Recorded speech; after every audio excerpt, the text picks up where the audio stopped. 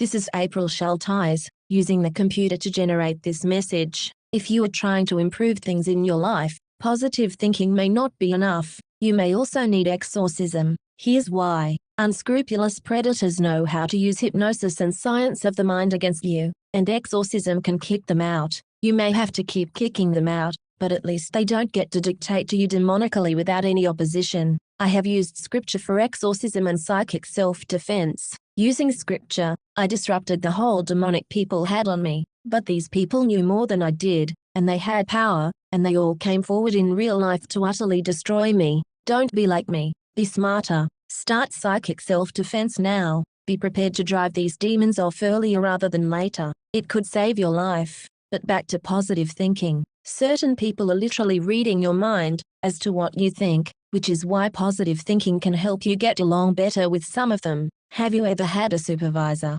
Well, I found out those kinds of people usually rely on hypnosis and science of the mind to fake it until they make it, and make you think they are doing you a favor by lying to you and taking advantage of you. Here's a simplified scenario. You have a boss who wears ugly ties, but you read positive thinking books, and you are desperately trying to think something positive about the tie. Well, your boss is probably using science of the mind, social pressure, and outright hypnosis to make everyone think he's the best dresser in the organization. If you keep trying to stay positive, without outright lying to yourself, and tell yourself things like, "That's quite an interesting tie," instead of admitting it's a hideous tie, your boss, who is expecting effusive praise, and can read your thoughts, will not be satisfied with your attempt to think a positive thought, which is too lukewarm or tepid for his taste, and he will likely penalize you for your unexpressed thoughts. Yes, for your unexpressed thoughts. These people are everywhere. They are at work, but they are also at church. My life came to an end when I encountered a predator from work and church who never left me alone,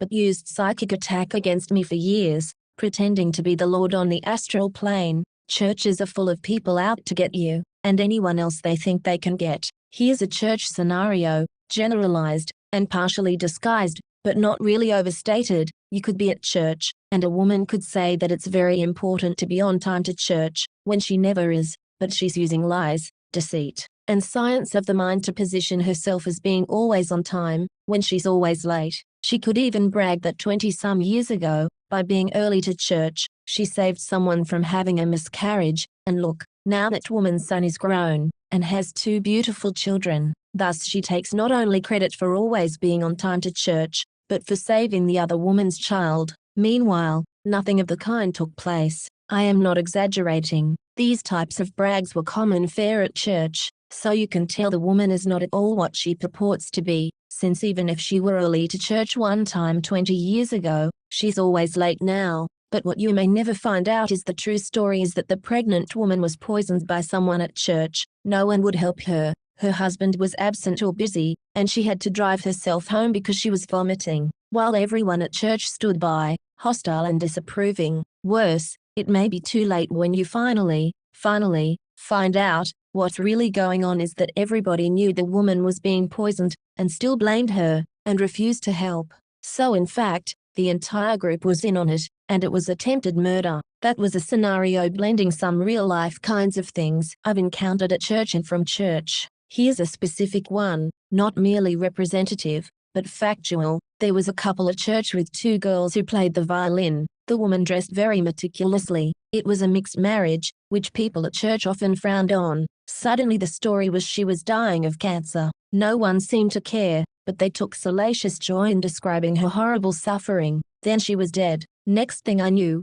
I was invited to a child's birthday party, and her husband was hanging all over some strange woman. I asked who she was, and found out it was his wife's sister, and he had married her. They were all over each other inappropriately at a toddler's birthday party. Reports said that she helped him murder his wife, and they were having an affair while his wife was on her deathbed. But worse, I found out much later I was the only person at the party who was horrified by the husband's behavior and had no idea he had murdered his wife. Everyone else was in on it. I didn't find out until much later, when these people came after me. This is Rome. We're still dealing with Herod in Rome, and Rome likes to make humans into gods. Rome invaded Native America, and forced indigenous peoples into slavery, and practiced genocide against the native tribes. and Rome is supported by secret societies, and their secret is hypnosis. Rome is ruthless. Native American peoples have suffered under Rome through widespread elimination and assimilation. Genocide is always wrong, always.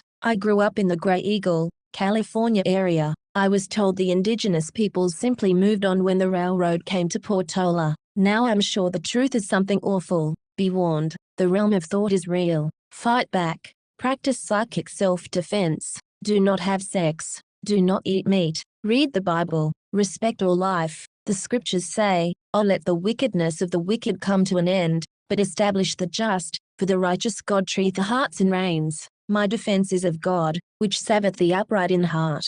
God judgeth the righteous, and God is angry with the wicked every day."